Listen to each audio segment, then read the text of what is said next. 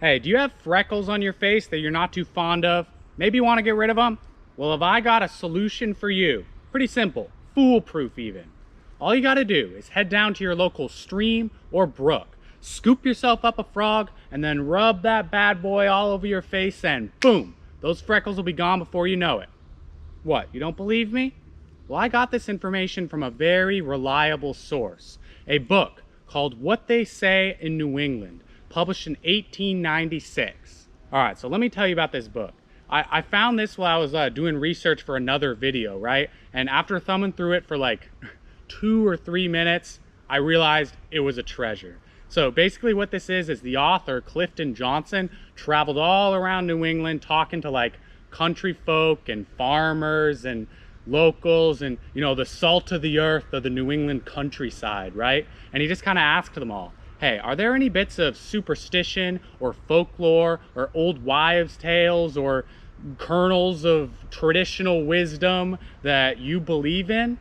And then he just kind of collected all their answers into this big book. So as you might have guessed, it is just chock full of great stuff. So I thought I'd just do a quick little video where I just kind of give a rundown of a few of my favorite entries in this big book of stuff that people used to believe 120 years ago. So there's plenty of basic ones in here that you've probably heard of, like, oh, it's bad luck to spill salt, you got to chuck that over your left shoulder. Oh, it's good luck to find a 4-leaf clover. Oh, sneezes are sometimes related to death somehow. But it doesn't take long after that to find yourself in uncharted waters.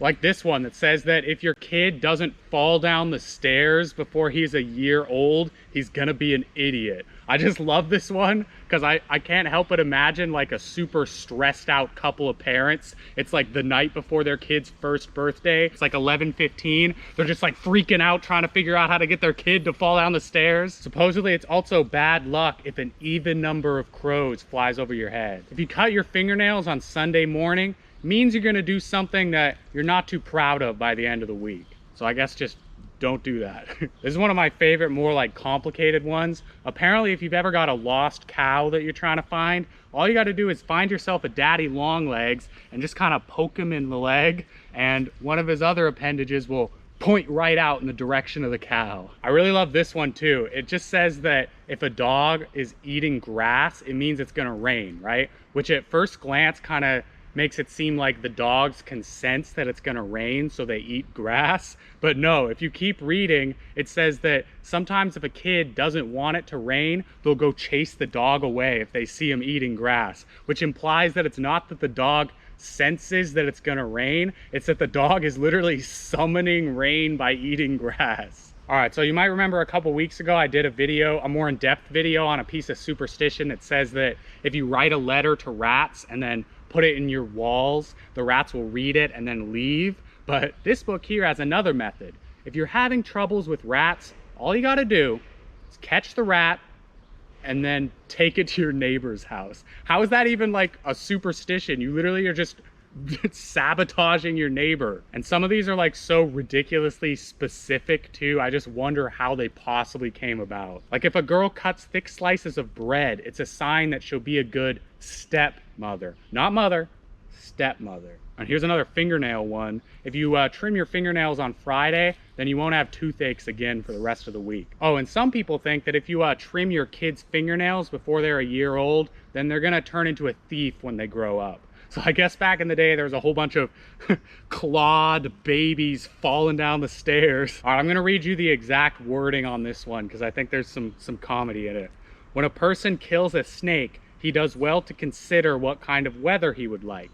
If he hangs the snake up, it will rain. If he buries it, the weather will be fair. I like this one because the implication is sort of like controlling the weather is like an afterthought. Like it's the secondary thing you do after you kill a snake. Like if you just end up having to kill a snake that particular day, then while you're at it, might as well control the weather. Hey, did you know it's a sign that it's gonna be windy if you see an old cat running and playing and feeling good and vibing and chilling out? Kill a beetle and it'll be sure to bring rain. I don't know, that one might be my favorite just because of how simple it is. It's just kill a beetle and it's gonna rain. Hey, if you get a fishbone stuck in your throat, just give your big toe a little yank and it'll come popping right out of there. All right, this one I feel like I must be missing something.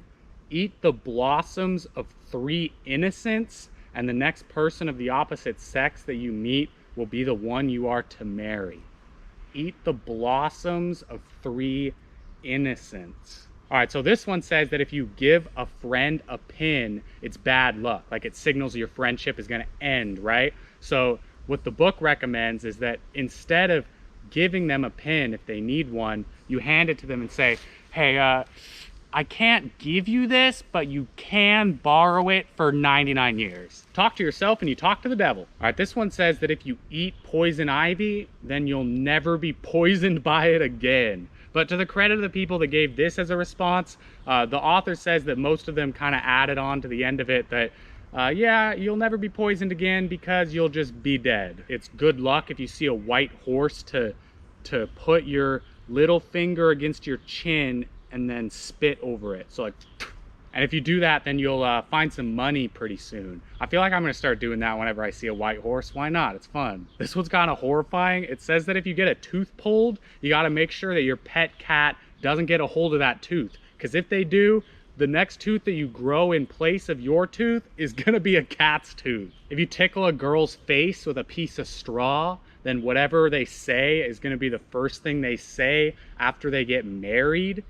Like, so 99% of the time it's gonna be like, ha ha, stop, that tickles. If a boy lights a match and then drops it on the ground, wherever the big end points is where his best girl can be found. If you sit on a table, it's a sign you will not be married for 1 year. All right, so just don't sit on a table. All right, so now that I'm done filming my video, I gotta hike my way out of here, right? And I'm realizing I'm in danger right now. You see, that book had one last entry that I was gonna tell you about.